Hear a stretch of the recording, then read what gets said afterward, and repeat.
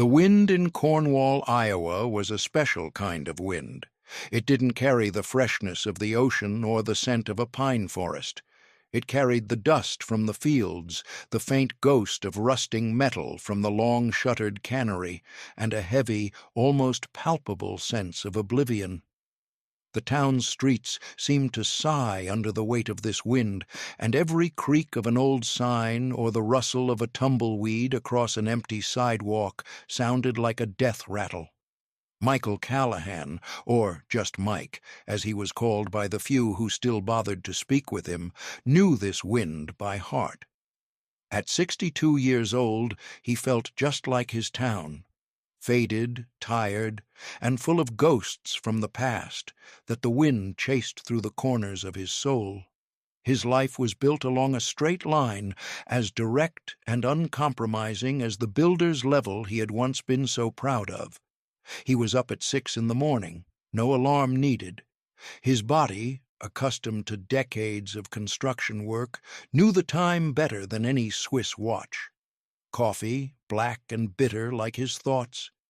He drank it standing at the kitchen window, looking out at the vacant house next door with its boarded-up windows. A family with 2 noisy children used to live there, but they had left 4 years ago in search of jobs and a life that no longer existed in Cornwall. Then came work at the warehouse. He, a former foreman, a master craftsman who could build a house from the ground up, now spent his days moving boxes from one place to another.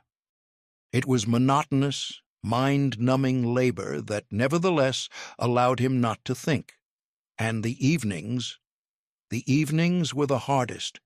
He spent them at Joe's Bar, the only island of dim light in the ocean of Cornwall's evening despair. The same people gathered there as himself, farmers whose faces were etched with wrinkles like their parched land, retirees reminiscing about better times, and the few young people who hadn't yet found the strength to leave. Mike was a man without purpose, a shadow of his former self. His sarcasm was his armor, and his silence was a fortress wall. He would joke his way out of any conversation that veered toward his past, but deep in his faded blue eyes, a sorrow churned so profound it was unsettling to behold. His house was his mausoleum. 3 years had passed since cancer had taken his wife, Alice, but her belongings still sat in boxes. He simply couldn't bring himself to sort through them.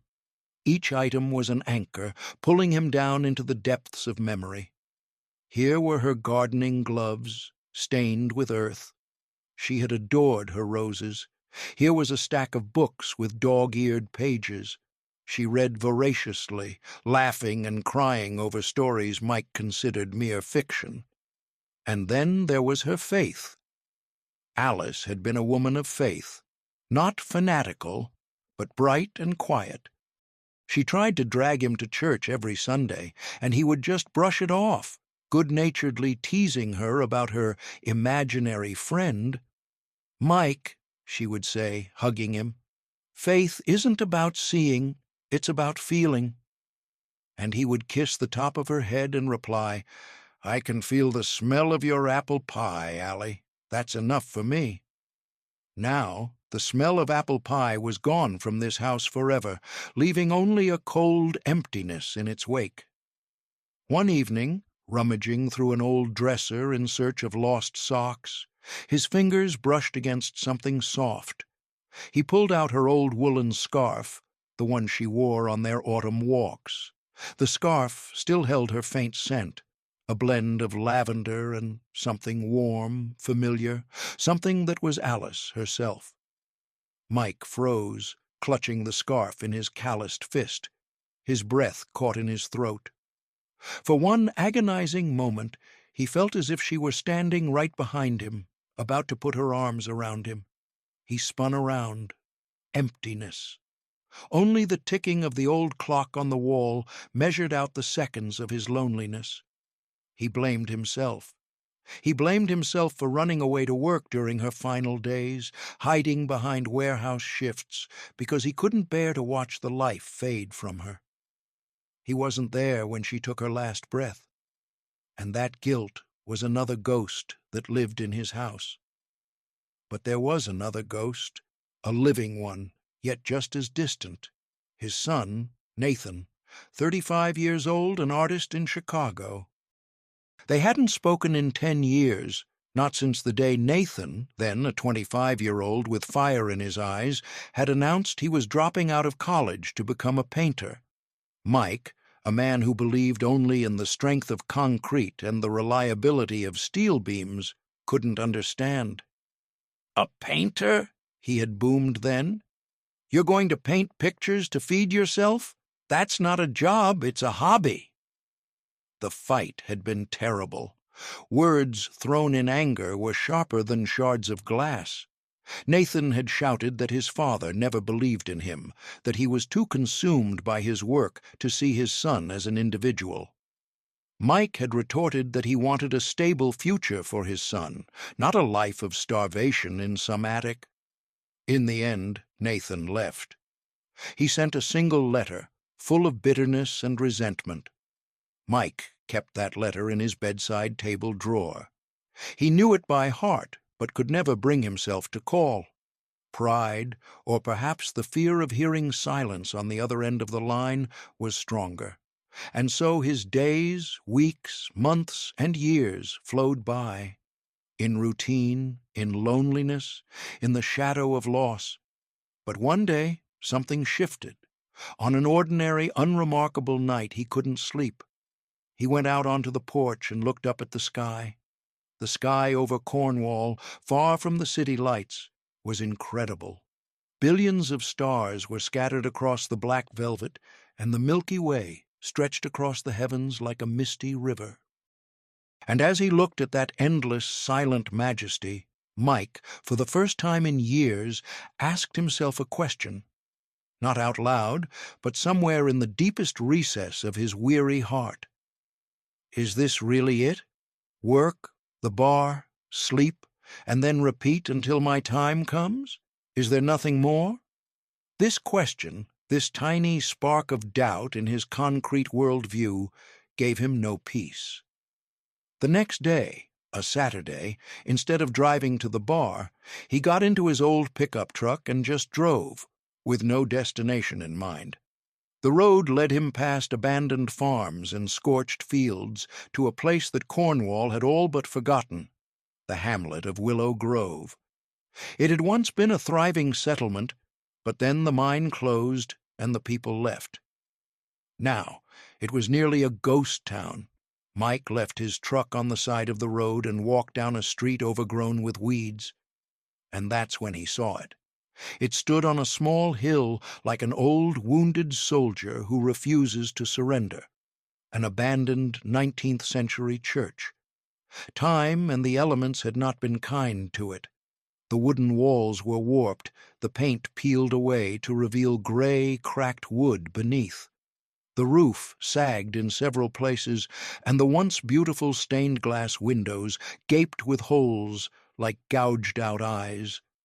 The yard was overgrown with weeds as tall as a man, and only a lone, rusty cross on the steeple pointed defiantly toward the sky. The silence here was deafening. It was broken only by the creak of old floorboards under his feet and the howl of the wind through the empty window frames. The smell inside was thick and complex, a mixture of dampness, decaying leaves, bird droppings, and something else, elusive, like the scent of old books and forgotten stories. Mike walked slowly inside. Sunbeams, piercing through holes in the roof, painted dusty, trembling columns of light on the floor. He saw rows of broken pews, an altar covered in a thick layer of grime, and on the floor, in a corner, lay an old Bible, swollen with moisture. Its pages were stuck together, but on the cover one could still make out the faded gold embossing. He picked it up. The book was as heavy as a stone.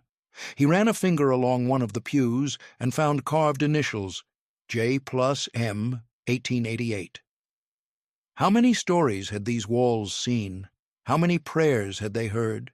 How many tears had these old planks absorbed? He, Michael Callahan, an atheist to the bone, a man who despised religion as an opiate for the weak, stood amidst these ruins and felt something. It wasn't fear or awe, it was a strange, inexplicable pull, as if this place were calling to him, as if these broken walls were crying out to the part of his own soul that was also in ruins. He didn't know why. He couldn't explain it with logic or common sense. But in that moment, standing in a pillar of sunlight in the middle of a derelict sanctuary, he made the most insane decision of his life. He had to restore this church. The impulse was irrational, illogical, but so powerful that resistance was impossible. "I don't believe in God," he whispered into the echoing silence, his voice sounding foreign and uncertain. "But maybe this is my way of leaving a mark, of building something, just one thing, that won't fall apart." The very next day, he brought his old tools, rusty but reliable, like an old friend. He started small, clearing out the trash. Decades of neglect had accumulated mountains of junk, old newspapers, birds' nests, broken bottles. The work was hard. His back, accustomed to the monotonous labor at the warehouse, ached with the unfamiliar strain. His hands, no longer used to a hammer and shovel, became covered in blisters. But with every bag of trash he carried out, he felt something clearing not just in the church, but in his own head. He went to the county library, dug through the archives, searching for blueprints and photographs of the old church. He wanted to restore it to its former glory, down to the smallest detail. One evening, as the sun was setting, painting the sky in shades of orange and purple, he sat on the church steps, completely exhausted. He looked at the ruined altar, at the gaping holes in the roof, and doubt washed over him. "What am I doing?" he thought. "This is madness. I can't do this alone." He felt an urge to drop everything, to return to his familiar rut of work and the bar. But something held him back. Perhaps it was the image of Alice, who would have certainly approved of this endeavor. Perhaps it was the stubbornness of an old builder, unaccustomed to retreat. One day, while clearing debris in the basement, he stumbled upon an old wooden box. Inside, wrapped in yellowed burlap, were letters. It was the correspondence of a pastor who had served there in the late 19th century. With hands trembling from excitement, Mike unfolded the fragile pages. The pastor wrote to his brother about life in Willow Grove, about the joys and sorrows of his congregation. He described how, during the Spanish flu epidemic, the church had become a hospital, how people, forgetting themselves, had nursed the sick, how faith had helped them not to lose their minds to grief. These letters, written in faded ink over a century ago, struck a chord with Mike. He, the atheist, read about the power of faith and felt not ridicule, but respect. He carefully placed the letters back in the box, deciding to keep them. He didn't yet know what role they would play in his story. It was then that he first noticed him, a boy of about 15 watching him from a distance. The kid, named Luke, was a local troublemaker, thin, angular, with perpetually furrowed brows and defiance in his eyes. He had recently been expelled from school for yet another fight. At first, Mike chased him away. "Get out of here, kid! Don't get in the way," he grumbled. But the next day, he noticed that the pile of trash he had planned to haul away was significantly smaller. Luke, hiding behind the trees, had been secretly helping him. It was the first, barely perceptible crack in the wall of his solitude, the first spark of hope that his crazy undertaking might touch someone other than himself. But reality did not wait long to strike its first blow. One day, as Mike was trying to reinforce one of the walls, an official-looking car pulled up to the church. A man in a stiff suit got out, holding a clipboard and wearing an expression of pure boredom. It was Mr. Richards, an official from the county administration. "Mr. Callahan," he said in a flat voice, "it has come to our attention that you are conducting unauthorized work on municipal property. This land and everything on it belongs to the county. You must cease immediately." Mike felt the ground shift beneath his feet. He tried to explain that he wanted to restore the church, that it was history, that it was important, but Richards looked at him as if he were insane. "This building is slated for demolition," he cut him off. "It's a safety hazard. If you do not stop, we will be forced to fine you for trespassing and destruction of property." The stop work order was a gut punch. That evening at Joe's bar, the news had already spread. People were openly mocking him. "Hear about Mike? Decided to become a saint. Hey, Callahan, maybe you can forgive our sins too? The saint without faith, ha-ha." Joe, the bartender, and his old friend teased him as well, but in his eyes Mike saw a flicker of admiration. "You're a crazy old coot, Mike," he said, pouring him a beer, "but I haven't seen that kind of fire in you for a long time." That evening, Mrs. Henderson, Cornwall's oldest resident, approached his table. She was nearly 90, but her memory was sharper than that of many younger people. "I heard what you're doing, Michael," she said, her wrinkled face serious. "Don't listen to these fools. I remember that church. I was married there. My Tommy left for the war from those doors. That church saved many people when the old town burned down. Don't you give up on it." Her words fell on fertile ground. But that night, sitting by the fire he had built on the church grounds, Mike was once again plagued by doubts. He looked at the dark silhouette of the walls against the starry sky and thought of Alice. How she had believed in miracles, and how he had laughed. He took out the old Bible he had found in the ruins, opened it at random, but the words seemed alien and incomprehensible. "Why am I doing this?" he asked the fire. "Is it for Alice? Or for me? Am I trying to prove something to her up there, or am I just running from my own empty life?" Help came from where he least expected it. A young lawyer named Sam, who had recently moved to Cornwall from the city, heard the story. He had suffered a loss of his own. His wife had died in a car accident. In Mike's project, he saw something more than just the repair of an old building. He saw a symbol of rebirth. Sam found Mike at the church and offered his help. "I can help with the paperwork," he said. "We can file a petition with the town council. We can prove to them that this church isn't a ruin, it's a landmark." They worked on the presentation together. Sam prepared the legal arguments, while Mike provided the historical background, using the old pastor's letters. The day of the town council meeting arrived. The hall was full. Mike, who had avoided public speaking his entire life, felt his knees trembling. Richards presented his report, which labeled the church an unsafe structure of no value. When Mike was given the floor, he walked to the podium, not knowing what to say. He looked at the faces in the crowd, bored, indifferent, skeptical. And then he began to speak. He didn't talk about laws and regulations. He talked about a boy and a girl who had carved their initials into a pew over 100 years ago. He talked about the pastor who had saved people from the plague. He talked about Mrs. Henderson, who had been married within those walls. He talked about how Willow Grove was dying, and how this church could become its heart, a heart that could beat again. He spoke with such passion, with such pain and hope, that the people in the hall fell silent. They stopped seeing an old eccentric before them. They saw a man fighting desperately for something important.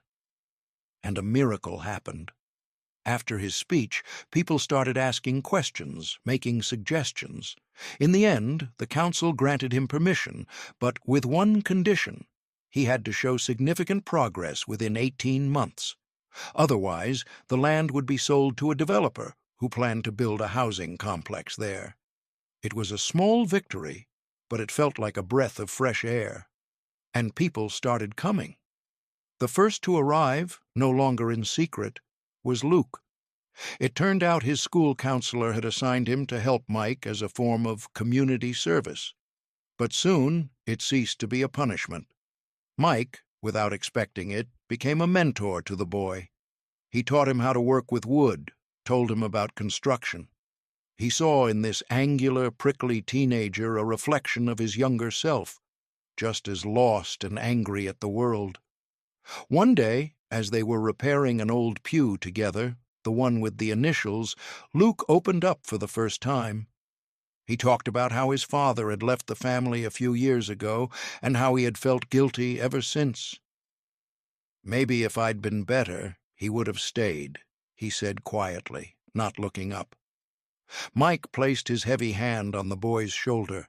"It's not your fault, kid," he said.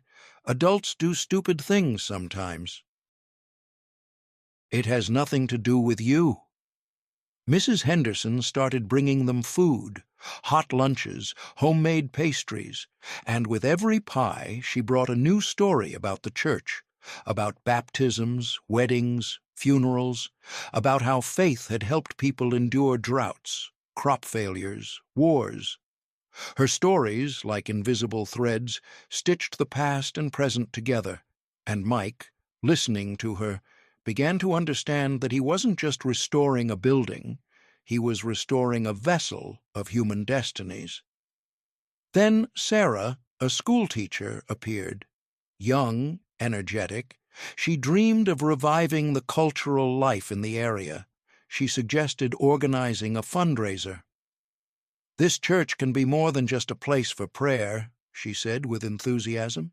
"It can be a community center. We could have concerts, exhibitions, meetings here." Mike looked at her, and for the first time in a long time, he smiled. Her energy was contagious. A local farmer named Bob, a gruff and quiet man, simply showed up one day on his tractor and delivered several massive logs. "For the foundation," he grumbled. "My grandfather helped build this church." Mike later learned that Bob was deep in debt and afraid of losing his farm. They found a common language, two men not used to talking about their problems, but who understood each other without words. Gradually, the team grew. School children came after class, retirees, even the skeptical Joe from the bar showed up to help with the roof, muttering that, because of that St. Callahan, the bar is empty now. Nearly 30 people showed up for the first community workday. They brought food and tools, and music played. People laughed, worked together, and Mike, standing in the middle of this bustling beehive, felt for the first time in many years that he was not alone. He was part of something bigger, but the trials were just beginning.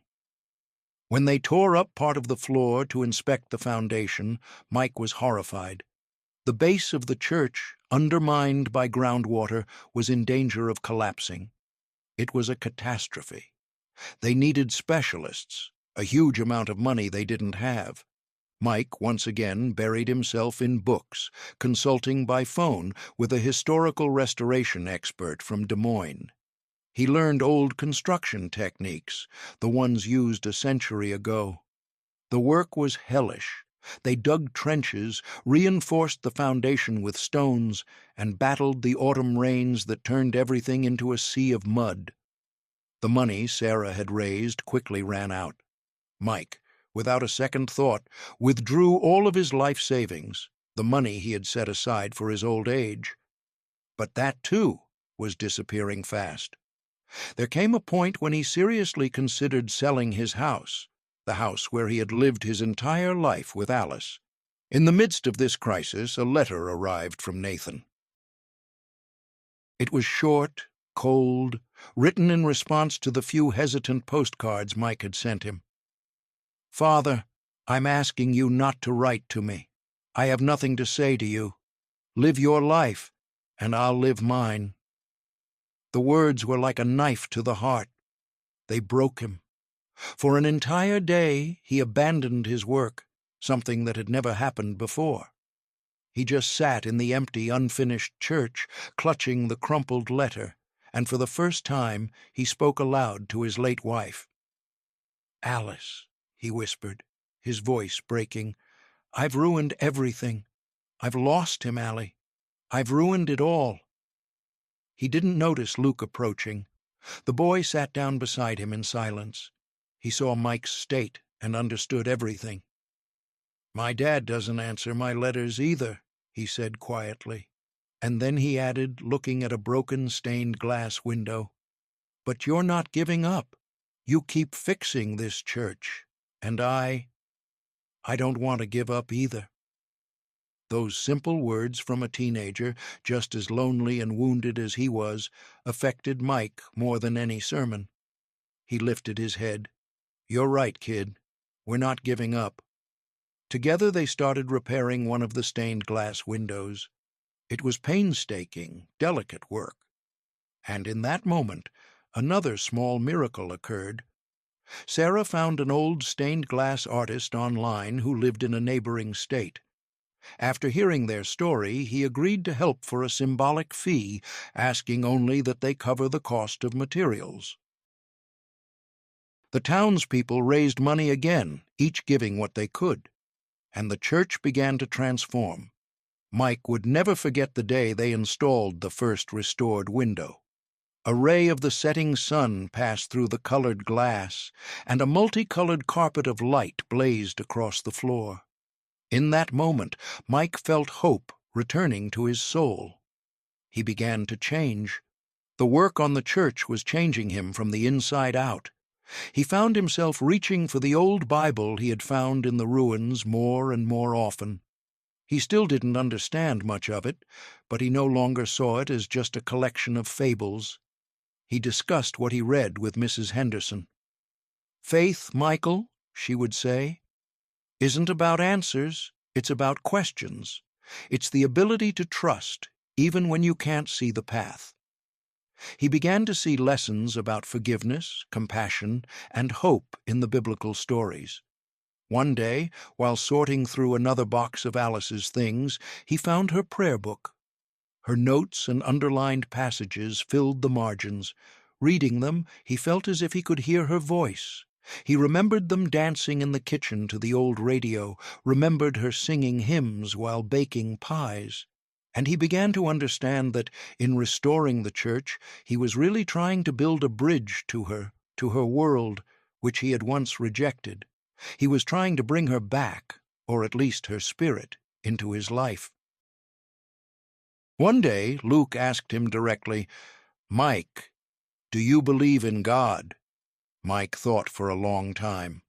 Then he answered honestly, "I don't know, kid, I don't know, but I'm starting to believe in people, in the fact that together we can work miracles." That conversation made him realize that faith can take many forms.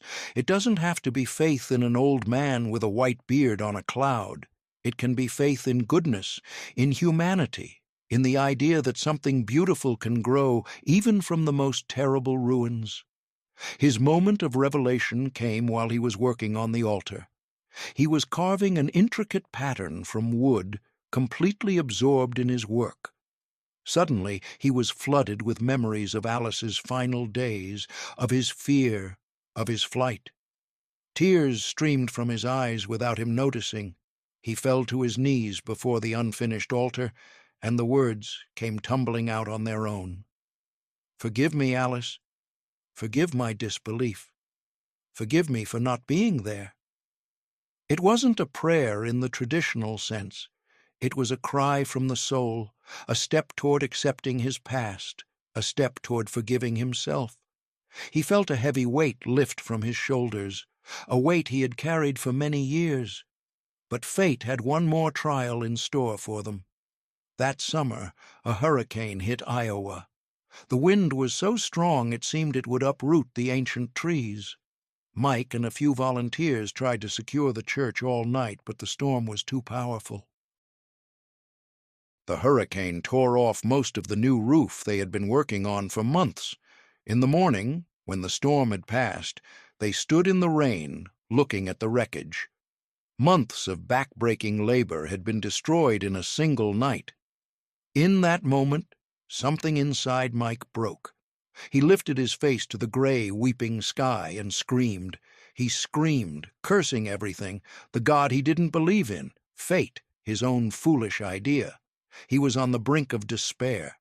But then he saw Luke, Sarah, Bob, Mrs. Henderson, all silently beginning to clear the debris. And he, wiping the tears and rainwater from his face, picked up a hammer and joined them. As misfortune would have it, it was at this very moment that the official, Mr. Richards, reappeared. He surveyed the damage with grim satisfaction. "I warned you," he said. "The project is terminated. It's a life-threatening hazard. We're sealing off the property." It seemed like the end, but Sam, the young lawyer, wasn't ready to give up. They once again buried themselves in paperwork, preparing a new restoration plan, proving they could fix everything. Even Luke, who had always been so resilient, fell into despair. "Maybe they're right," he said to Mike. "Maybe this is all for nothing." And that's when Mike told him the full story of his fight with Nathan, about how he regretted the words he had said, the years he had lost. "You see, kid," he said, "sometimes the fight is worth it, even if you're not sure you'll win. The important thing is not to give up. Otherwise, you'll spend the rest of your life regretting it." And the community rallied once again. Sarah organized a benefit concert in Cornwall. To everyone's surprise, many people came from neighboring towns who had heard their story. They raised enough money to buy new materials for the roof. People turned out for another workday, and the work began anew with renewed vigor. They worked, encouraging one another, and this shared adversity brought them even closer. One evening, after a long day, Mike sat down to write a letter to Nathan. He didn't ask for forgiveness or make excuses. He just wrote. He wrote about the old church, about the people helping him, about how this work had changed him. He wrote that he finally understood how wrong he had been to laugh at his son's dream. "You build your world on a canvas, and I'm trying to build mine out of old planks," he wrote. "I guess we're not so different after all." He sent the letter with no expectation of a reply. The simple act of taking that step brought him a sense of relief. A week later, the phone rang, an unfamiliar number. Mike answered. "Dad?" Nathan's voice was cold and distant. "Why are you writing to me? What do you want?" They started to argue again, old wounds reopening. But at the end of the conversation, just as Mike was about to hang up, Nathan said unexpectedly, "I'll come. I want to see this church of yours." Mike was as nervous as a schoolboy before his arrival. He was afraid of another fight, afraid of seeing condemnation in his son's eyes. Nathan arrived a few days later. He had changed. He was more mature, with the weariness of the big city in his eyes. He walked around the church in silence, examining the walls, the windows, the altar. Then he stopped in front of the blank wall behind the altar and said, "This needs a fresco. I can paint it." It was like a thunderclap on a clear day. For the first time in 10 years, they had found something in common. They started working together. Nathan drew sketches, and Mike prepared the wall for him.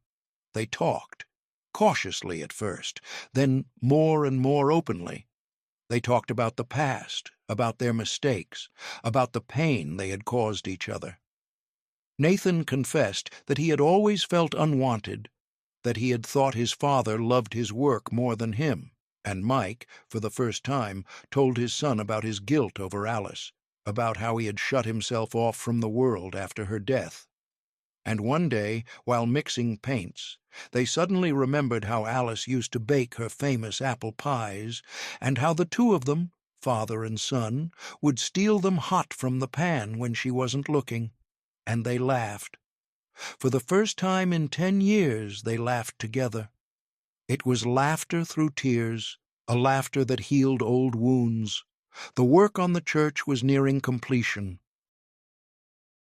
The residents painted the walls, installed the last of the stained glass windows, and planted flowers in the yard. Farmer Bob donated an old bell from his farm, and Mike installed it in the belfry himself.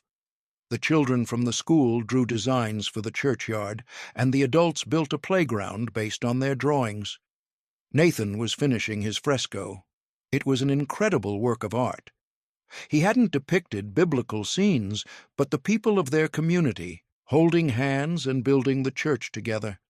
And among them, Mike saw the image of a woman who vaguely resembled Alice. He looked at the fresco, and tears streamed down his cheeks. His son, his boy, had understood everything without words. He had captured the very spirit of their shared endeavor. Sarah organized a grand festival in Willow Grove to raise funds for the final touches. People came from all over the county. There was music, the smell of food, and the sound of children's laughter filled the village, which seemed to have awakened from a long slumber. Mike looked at it all and felt like the happiest man on earth. The last week before the opening, they worked almost around the clock. Everyone wanted to meet the deadline set by the town council. One evening, the official, Mr. Richards himself, drove up to the church. He stood in silence for a while, looking at the church gleaming with fresh paint, at the fresco, at the people working together, and said only one thing to Mike. "You know, Callahan, I was wrong." For Mike, that meant more than any official permit. And then the day of the opening arrived, the first service in over 30 years. The residents decorated the church with flowers and candles. A new pastor arrived, a young and energetic Father James. He approached Mike, shook his hand, and said, "What you have done here is a true miracle. You haven't just built walls, you've built a home for souls." Mike was nervous. He didn't know how to act during a service, what to do. Before it began, he was asked to say a few words. He walked to the altar, to his son's fresco, and looked out at the full, beaming faces of his friends, his neighbors, his new family. And he began to speak again. He told them how he had found this church, a broken and lonely man. He said that it wasn't faith in God that had brought him here, but despair. But working here, shoulder to shoulder with them, he had found a new faith, faith in people. He spoke of Alice, of Nathan, of Luke, of everyone who had helped. People cried and applauded. Luke came up and gave him a tight hug. During the service, as the organ began to play and the choir sang a hymn, Mike, for the first time in his life, felt the urge to pray. He didn't know the right words. He just stood at the altar, looking at the fresco, and his heart was filled with only one thing: gratitude. Gratitude for a second chance. Nathan sat beside him, squeezing his hand. After the service, a great celebration was held in the churchyard. There was music, dancing, laughter. Mike looked at how the village of Willow Grove had come back to life, and he understood. This was his legacy. Not the houses he had built, not the money he had earned, but this, the reborn life of a small, God-forsaken corner of the earth. And life was truly reborn. A small cafe opened in Willow Grove, and tourists began to visit to see the church and Nathan's fresco. Sarah started a children's theater group in the church building. Farmer Bob, after getting several orders from new residents, was able to pay off some of his debts. Nathan decided to stay in Cornwall for the whole summer to teach art to the children at the local school. He and Mike now often had coffee together in the mornings, talking about everything under the sun and laughing about old times. Mike became the unofficial caretaker of the church. He helped Father James, kept things in order, and fixed whatever broke. He even started writing a book, his story, hoping it might inspire someone else. He didn't become a religious fanatic. His faith remained quiet and personal, but he often came to the empty church, sat in his favorite pew, took out Alice's prayer book, and just sat in the silence, feeling her unseen presence beside him. Sometimes, to build something new and strong, you have to start with ruins. And it doesn't matter if they are the walls of an old church or the walls of your own soul. The final scene of this story is simple. It is late evening. Michael Callahan stands on the hill looking at his church. The setting sun bathes it in golden light, making it seem as though it's glowing from within. In his hand, he holds an old, faded photograph of a young, laughing Alice. He looks from the photograph to the church, and a smile spreads across his wrinkled face. A calm, peaceful smile of a man who has walked through the hell of loss and despair, but has finally found his way home. A home for his heart.